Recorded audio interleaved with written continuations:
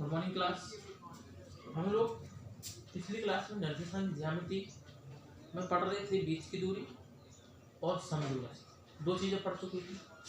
अब देखो निर्देशांक ज्यामिति में कुछ चीजें इस प्रकार पूछी जाती है कि आपको चार बिंदु दिए जाएंगे। कितने बिंदु दिए जाएंगे? चार। जैसे ए बिंदु दे दिया, बी दे दिया, सी दे दिया, डी। ए का मान दे दिया 2,3, बी का मान दे दिया 4,5, सी का मान दे दिया 0,-3, डी का मान दे दिया -3,2। फिर वो कहेगा कि सिद्ध करके बता। क्या करके बता? सिद्ध करके बता ये आयत है या वर्ग। क्या कहेगा? चार बिंदु दे दिए, फिर कहेगा सिद्ध करके बताओ आयत है कि वर्ग। या कभी कभी क्या कहता है, तीन बिंदु दे देगा,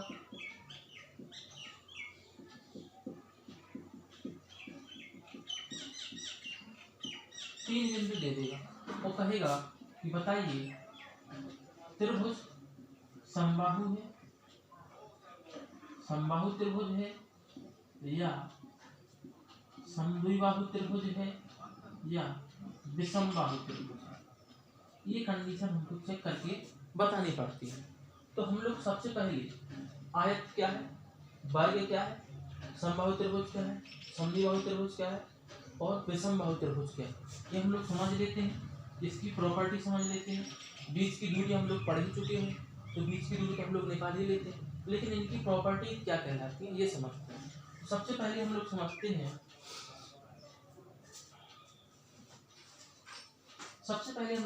हैं, त्रिभुज कि त्रिभुज क्या है। त्रिभुज बेटा हमने आपको पिछली क्लास में बताया है कि त्रिभुज तीन भुजाओं से मिलकर बनी बंद आकृति को क्या कहते हैं? त्रिभुज कहते हैं। क्या कहा बेटा हमने? तीन भुजाओं से मिलकर बनी बंद आकृति को क्या कहेंगे? त्रिभुज कहेंगे। ये तो क्या हो गया? त्रिभुज हो गया। अब त्रिभुज में कितने कोण? तीन कोण। कोण कितने बेटा? तीन। भुजाएं कितनी? तीन। अब कोण की तीन, भुजाएं भी तीन। तो यहाँ पे ध्यान दो, त्रिभुज को भी दो भागों में बांटा। पहला कौन सा? कोण के आधार पे। दूसरा कौन सा? भुजा के आधार पे। कोण के आधार पे त्रिभुज आपके तीन प्रकार के। कौन सा? न्यून कोण त्रिभुज, दूसरा समकोण त्रिभुज और तीसरा अधिक कोण त्रिभुज। भुजाओं के आधार पर भी तीन में बांटा। कौन सा? विषमबाहु, दूसरा समद्विबाहु और तीसरा समबाहु। अब देखो न्यून कोण त्रिभुज किसे कहते हैं? ऐसा त्रिभुज जिसमें तीनों कोणों का मान 0 से बड़ा लेकिन 90 से कम। ऐसे त्रिभुज को क्या कहते हैं हम लोग? न्यून कोण त्रिभुज। समकोण त्रिभुज किसे कहते हैं? ऐसा त्रिभुज जिसमें एक कोण ठीक 90 अंश का होता, ऐसे त्रिभुज को समकोण त्रिभुज कहते हैं। तीसरा क्या है? अधिकोण त्रिभुज। ऐसा त्रिभुज जिसमें एक कोण 90 से अधिक और 180 से कम, ऐसे त्रिभुज को क्या कहेंगे? अधिक कोण त्रिभुज कहेंगे। बात समझ में आती? अब बात आती है बेटा विषमबाहु, भुजा के आधार पे। विषमबाहु त्रिभुज किसे कहते हैं? ऐसा त्रिभुज जिसकी तीनों भुजाओं की माप क्या हो? अलग अलग। ऐसा त्रिभुज जिसकी तीनों भुजाओं की माप क्या हो? अलग अलग हो। क्यों? विषम का मतलब क्या होता? अलग अलग, और बाहु का मतलब क्या होता? भुजा। तो ऐसा त्रिभुज जिसकी भुजाएं कौन सी माप की हो? अलग अलग माप की हो, उन्हें क्या कहते हैं? विषमबाहु त्रिभुज। फिर दूसरा है समद्विबाहु। सम का मतलब क्या होता है बेटा? समान, द्वि का मतलब दो और बाहु का मतलब भुजा। परिभाषा क्या बनेगी? ऐसा त्रिभुज जिसमें दो भुजाएं, कोई भी दो भुजाएं। ऐसा त्रिभुज जिसमें कोई दो भुजाएं कैसी हो? आपस में बराबर। ऐसे त्रिभुज को क्या कहेंगे? समद्विबाहु त्रिभुज कहेंगे। मतलब यहाँ पे जैसे मान लो ये 5 सेंटीमीटर की, ये भी 5 सेंटीमीटर की, ये मान लो 4 सेंटीमीटर। तो देखो ये दो भुजाएं आपस में कैसी होंगी, बराबर। इसका मतलब ये त्रिभुज कैसा हो गया, समद्विबाहु। अब यहाँ पे ये हो सकता है कि चाहे ये भुजा ये दोनों बराबर हो सकती है, ये दोनों बराबर हो सकती है, या ये दोनों बराबर हो सकती है। बात समझ में आ गई। फिर देखो समबाहु त्रिभुज, तो यहाँ पे क्या कहेंगे, ऐसा त्रिभुज जिसकी तीनों भुजाएं आपस में बराबर, ये भी 5, ये भी 5, ये भी 5। बात समझ में आएगी। लेकिन सर आपको पढ़ा है निर्देशांक ज्यामिति, और निर्देशांक ज्यामिति में इनको कैसे करेंगे, तो अब समझो। देखो सबसे पहले हम लोग समझते विषमबाहु त्रिभुज। विषमबाहु त्रिभुज मान लो 3 बिंदु दिए थे, आपने ए रखा, बी लिखा, सी लिखा। ए के निर्देशांक लिखे, बी के निर्देशांक लिखे, सी के निर्देशांक लिखे। अब आपको क्या करना है, ए बी यहां से लेके यहां तक की बीच की दूरी निकाल लें। ए बी के बीच की दूरी निकालेंगे, इनको इनके निर्देशांक से। फिर क्या निकालेंगे बेटा, बी सी की बीच की दूरी निकालेंगे। फिर क्या निकालेंगे, सी ए की बीच की दूरी निकालेंगे। जब ये तीनों दूरियां आपस में निकाल लेंगे, और जब तीनों दूरियों की क्या करेंगे, तुलना। अगर तीनों दूरियां आपस में कैसी आए, बराबर, मतलब आपको मिल गई ए बी बराबर बी सी बराबर सी ए, तो त्रिभुज क्या हो जाएगा, समबाहु। क्यों, क्योंकि हमने यहाँ पे क्या कहा था, तीनों भुजाएं आपस में कैसी, बराबर। तो तीनों भुजाओं की बीच की दूरी आपस में कैसी मिले, बराबर मिले। मतलब ये भी बराबर बी सी बराबर सी, तो त्रिभुज कैसा, समबाहु। लेकिन मान लो ये दो तो बराबर है, ये तीसरी बराबर नहीं है, तो क्या हो जाएगा, समद्विबाहु। फिर देखो अगर दो बराबर हैं तो क्या हो जाएगा, समद्विबाहु। अगर कोई तीनों आपस में कोई भी बराबर नहीं तो क्या हो जाएगा, विषमबाहु। इतनी बात समझ में आएगी। अब यहाँ पर देखो एक कोण और आता है, वो कोण है आपका कौन सा, समकोण त्रिभुज। कौन सा त्रिभुज बेटा, समकोण त्रिभुज। ये तीनों चीज समझ में आती, तीनों दूरियां निकाल ली, दूरियां निकालने के बाद तीनों की क्या करनी, तुलना करनी। तुलना करने के बाद आपको पता चलेगा कि अगर दो भुजाएं बराबर तो समद्विबाहु, तीन भुजाएं बराबर तो समबाहु, और एक भी भुजा बराबर नहीं तो विषमबाहु त्रिभुज।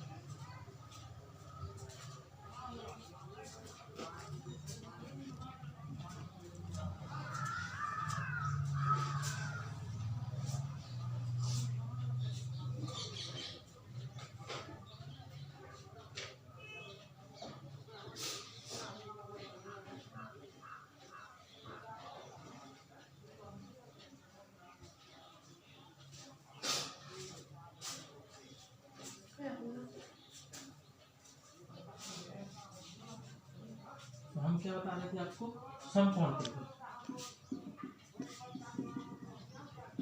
समकोण त्रिभुज, समकोण त्रिभुज को निर्देशांक ज्यामिति में कैसे करेंगे, हमने क्या बताया था अभी, ऐसा त्रिभुज जिसमें एक कोण क्या हो, 90।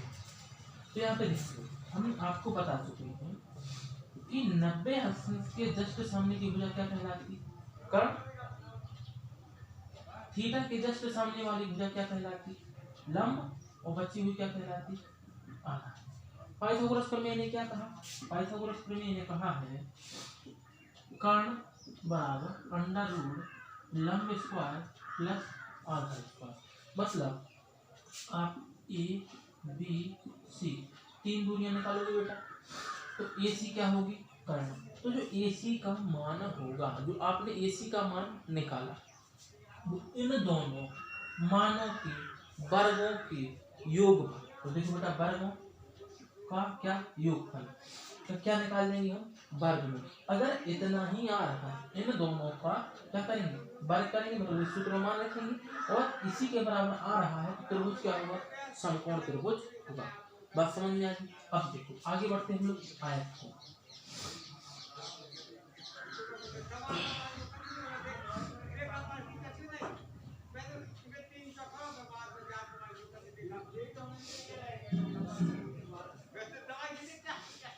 अब क्या पढ़ना बेटा हमको, चतुर्भुज पढ़ना। क्या पढ़ना, चतुर्भुज। चतुर्भुज आप लोग 9th में पढ़ चुके हैं। ऐसा जब चार भुजाओं से मिलकर बनी बंद आकृति, चार भुजाओं से मिलकर बनी बंद आकृति को क्या कहते हैं, चतुर्भुज कहते हैं। चतुर्भुज के प्रकार भी पढ़े थे, लेकिन हमको यहाँ पे दो ही पढ़ने, एक आयत और एक वर्ग। सबसे पहले हम लोग पढ़ लेते आयत। अब बात आती है आयत किसे कहते हैं, तो देखो बेटा आयत किसे कहते हैं। आयत ऐसा चतुर्भुज, कैसा चतुर्भुज, ऐसा चतुर्भुज जिनकी सम्मुख भुजाएं तो बराबर होते हैं। तो हम यहाँ पे क्या बनाएंगे, चतुर्भुज, ये ए बी सी डी, मतलब ए बी बराबर क्या मिले, सी डी, ए बी बराबर क्या मिले, बी सी, ए बी बराबर क्या मिले, डी सी। सम्मुख भुजा बराबर होगी, तो जब ये सम्मुख भुजा बराबर है तो ये सम्मुख भुजा भी बराबर होगी, मतलब दूसरी क्या मिलेगी, ए डी बराबर बी सी। हमने क्या कहा, ऐसा चतुर्भुज जिनकी सम्मुख भुजा क्या है, बराबर, तथा विकर्ण भी बराबर हो। विकर्ण किसे कहते हैं, इन भुजाओं को, इन कोणों को मिलाने वाले रेखाओं क्या कहते हैं, विकर्ण, मतलब ए सी बराबर क्या, बी डी, ए सी बराबर बी डी। तो हमने क्या कहा, ऐसा चतुर्भुज जिनकी सम्मुख भुजाएं बराबर तथा विकर्ण बराबर हो, उसे हम क्या कहेंगे, आयत कहेंगे। लेकिन हम पढ़ क्या रहे बेटा, निर्देशांक की ज्यामिति। तो निर्देशांक की ज्यामिति में आपको बीच की दूरी का सूत्र लगाना पड़ेगा, कितनी बार, 6 बार, 3 ये और 3 ये, 6 बार लगाना पड़ेगा।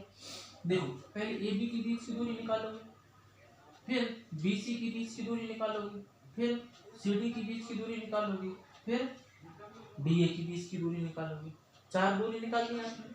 फिर AC के बीच की, जब AC के बीच की दूरी निकालो तो बेटा आपको इसके और इन दोनों के क्या लेने पड़ेंगे, निर्देशांक, A के निर्देशांक और C के निर्देशांक। कब, जब आप AC का मान निकाल रहे होगे, फिर किसका, BD का, तो D का लोगे और B के क्या लोगे, निर्देशांक, तो किसका मान मिलेगा, BD का। आपने 6 दूरियां निकाली, 6 दूरियां निकाली तो AB बराबर क्या मिलनी चाहिए, CD, क्यों, क्योंकि सम्मुख भुजा बराबर होती है। तो आप तुलना कर लोगे कि सर ए बी बराबर डी सी मिलेगी, पहली कंडीशन फुल होगी। दूसरी भुजाएं भी तो बराबर होनी चाहिए, तो ए बी बराबर बी सी की तुलना कर लो, तो ये क्या हो जाएगा, ए बी।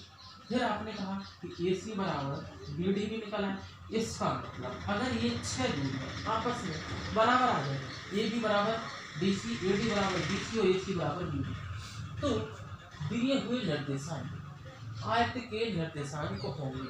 बात समझ में आ गई, मतलब बेटा एक दूरी ये निकालो, यहाँ पे बीच की दूरी निकालोगे, ये बीच की दूरी निकालोगे, ये बीच की दूरी निकालोगे, ये बीच की दूरी निकालोगे, फिर ये वाली बीच की दूरी और ये वाली बीच की दूरी, फिर तुलना करोगे। अगर ए बी बराबर आपको डी सी मिल रही और बी सी बराबर आपको ए डी मिल रही और ए सी बराबर आपको बी डी मिल रही, तो दिए हुए निर्देशांक क्या होंगे, आयत के निर्देशांक होंगे, और जो इन निर्देशांकों से चतुर्भुज बन रहा होगा वो क्या बन रहा होगा, आयत बना होगा। बात समझ में आ गई। अब समझते हैं हम लोग वर्ग, क्या समझते बेटा, वर्ग।